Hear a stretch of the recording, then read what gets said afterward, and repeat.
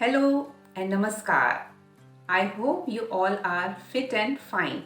Friends, always remember that you are absolutely unique just like everyone else.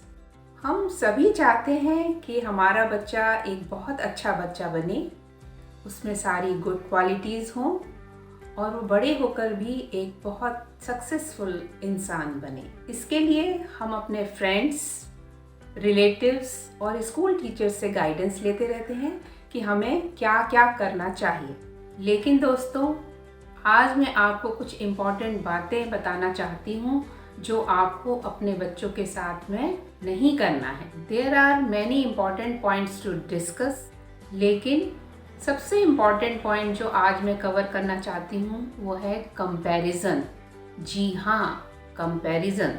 So friends, today my topic is never compare your child with anyone. Comparison means to compare two people or two things. दो लोगों या दो चीजों की आपस में तुलना करना। अब मैं आपको ये बताना चाहती हूँ कि पेरेंट्स कैसे और क्यों अपने बच्चों को कंपेयर करते हैं। चलिए दोस्तों, इसकी शुरुआत हम अपने घरों से ही करते हैं। सपोज आपके दो बच्चे हैं, सुबह हुई और आपने अपने बड़े बच्चे से बोलना शुरू कर दिया। देखो, तुम्हारा छोटा भाई या बहन सुबह एक ही आवाज़ में उठ जाते हैं और तुम अभी तक सो रहे हो।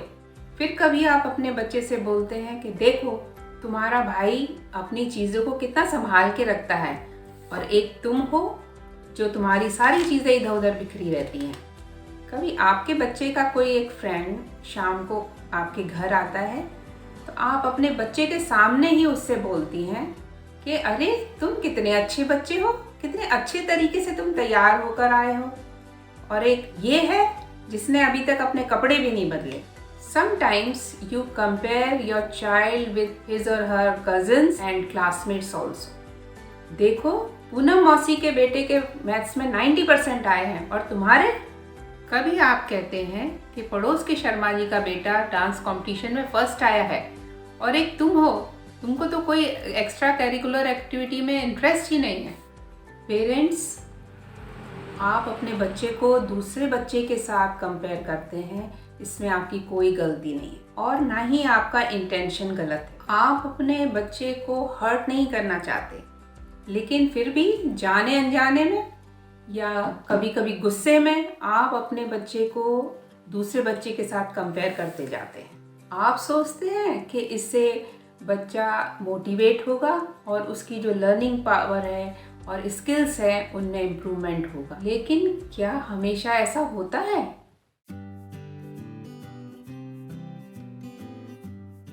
अब मैं आपको ये बताना चाहती हूँ कि अगर पेरेंट्स कंपेयर करते हैं तो उन्हें किन बातों का ध्यान रखना चाहिए।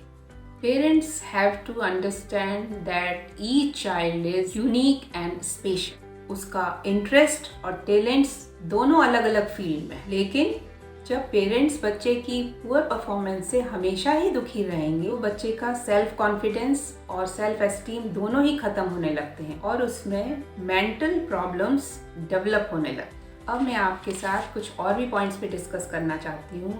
ईच चाइल्ड इज यूनिक, इसलिए पेरेंट्स को कुछ समय निकाल कर अपने बच्चों के साथ बातें करना चाहिए, उनकी लाइक्स और डिसलाइक्स को पहचानना चाहिए, उन्हें इम्प्रूव करने के लिए बच्चों को गाइड करें।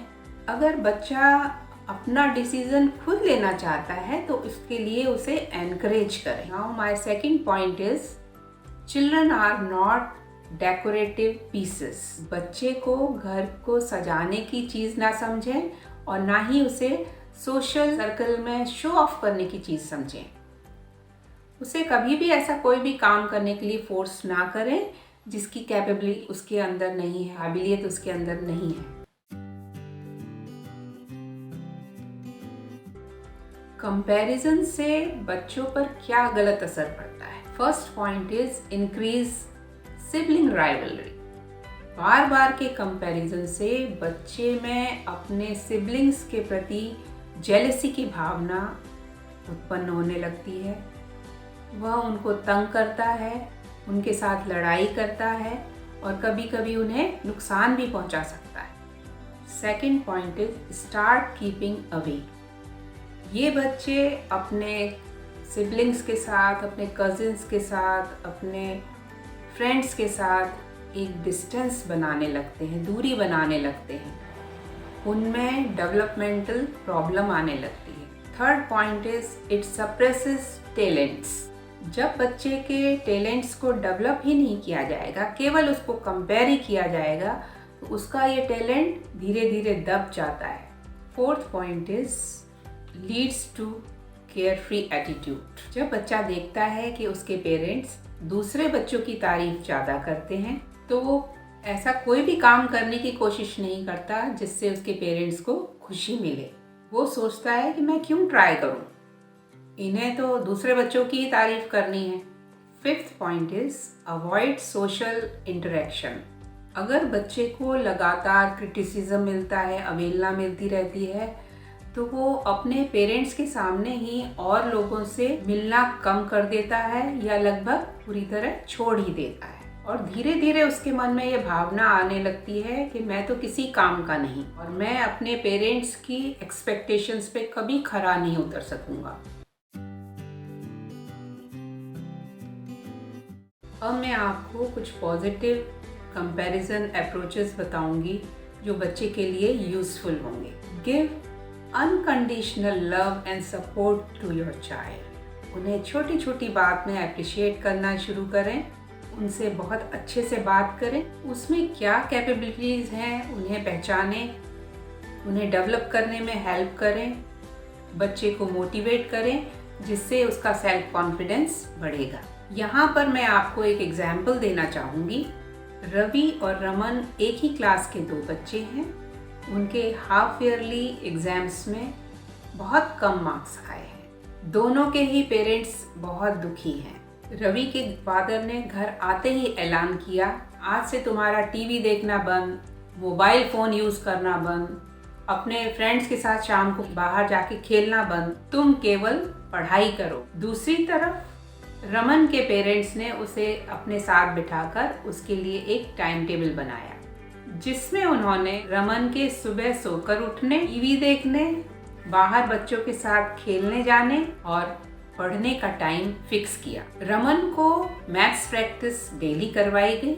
उसकी मम्मी ने भी अपने टीवी टाइम और किटी पार्टी के टाइम को कम किया और बच्चे की पढ़ाई में मदद की। रमन के छोटे छोटे अचीवमेंट्स पर उसे अप्रिशिएट किया जाने लगा जिससे उसने सभी सब्जेक्ट्स में काफ़ी इम्प्रूवमेंट शो किया।